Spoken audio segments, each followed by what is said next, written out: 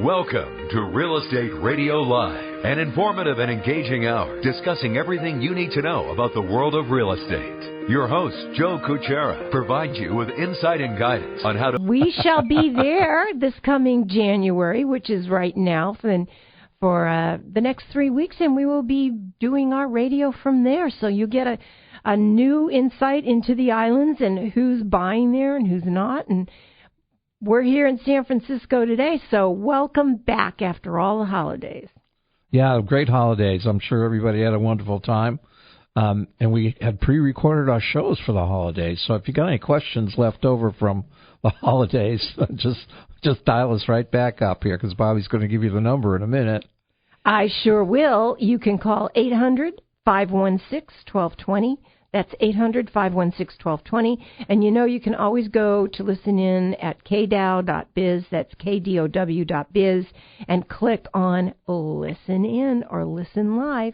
But we've got a great program for you today. We are so fortunate. We're talking about wines. Vineyards and homes that have vineyards are like all the rage. That you can't open a Wall Street Journal. You can't open any of these home and art and all the other ones and not see that somebody has bought a home and has planted a vineyard. And a lot of it has to do with these tax deductions, which we are not going into today. Not in great detail. No. If you're really, really interested, go to a CPA who understands how agriculture affects your ability to deduct certain things.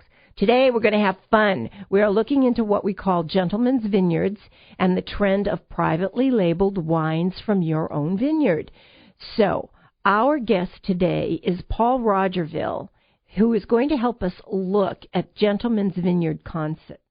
He is a vintner extraordinaire, and he's going to talk about vineyard maintenance, fruit quality, fruit processing, and tasting.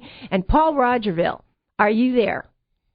Bobbi and Buddy, hello, and Happy New Year's to both of you. And back at you, guys. Back at you. So give us some of your background and all the success that you've been realizing in this wine business. Well, thank you, Bobbi. This is basically a third career for me. I did some home winemaking, started in 1999, but retired and decided to do something to have a little more fun. So in 2010, I pursued the daunting task of becoming a bonded winery. And we are considered a artisan winery producing limited releases of boutique or Bordeaux-inspired wines in San Carlos, in the urban area of San Carlos area, in the warehouse area. The building that we constructed is done on a French theme. It looks a lot like the Domaine Carneros in the Carneros region. But our concept is to make a quality wine on the Bordeaux style, utilizing the best fruits that are available to us, and going to the premier vineyards throughout the state, from Napa to Alexander Valley and Russian River, and the Central Coast, the Carmel Valley area, Santa Cruz, obtaining fruit to produce our wines. And the quality wine starts with the quality fruit, and that's one of the most important things about making the wine. And in our winery, we're unique in that we, in addition to producing the 𝗥𝗲𝗎 brand, we also provide services for gentlemen's vineyards, home estate vineyards, to produce their wine from their fruit, from their estate or from their land. They bring the fruit, and we help them through the tasks of crush, stem, fermentation, including aging, blending, and giving them a chance to do as much hands-on as they would like to craft the wine from their own personal vineyard. So they have their, I like to say, the sweat equity plus the beautiful fruit that they've produced, and they can then proudly offer their wine. Yeah, and it's part of that gentleman's vineyard concept. Sometimes it's just not in the offing to do your own processing, because there's a lot involved in that. And we're going to talk more about that in a minute. But, a lot of people have followed us this week, Paul. You and I did those videos, and we had probably about 300 plus hits on just one day this week with that information. So we actually tasted 3 of the wines from one of these gentlemen's vineyards, and this one happens to be Montpetit Provence down in Carmel Valley.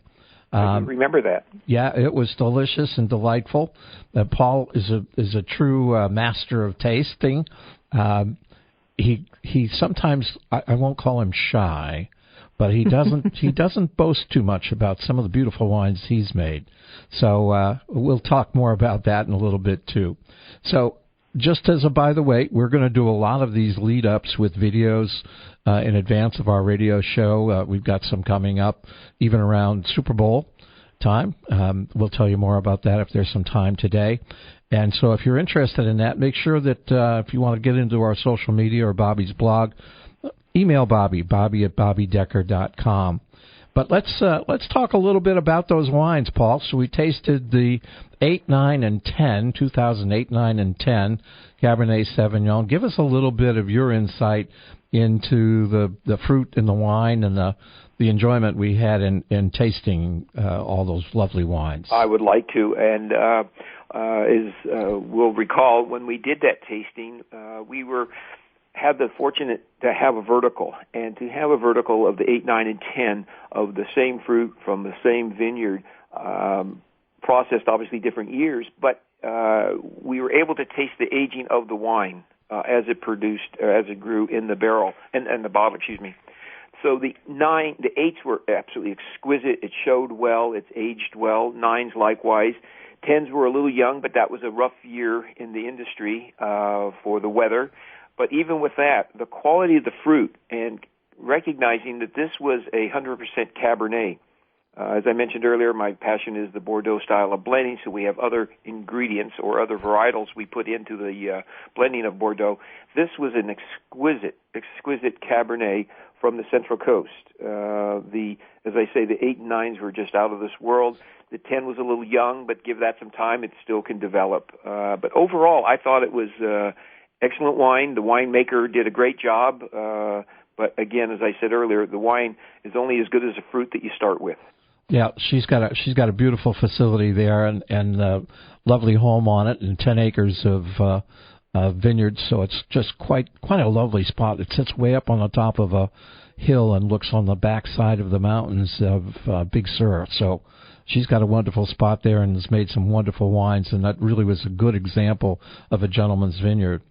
And Paul, don't you, and I'm not trying to put you on the spot because you're our master taster, but isn't it a better idea to buy property that actually has a vineyard that's already begun in some way, shape, or form with regards to costs? Because I'd heard if you buy vacant land and then try to make it a vineyard, it can be quite costly with all of the regulations and stuff they've come up with. We're being regulated to death. I'm well aware of that. Dealing with the growers that I am able to buy my fruit from, every year we commiserate and compare notes as to what they have to go through every year.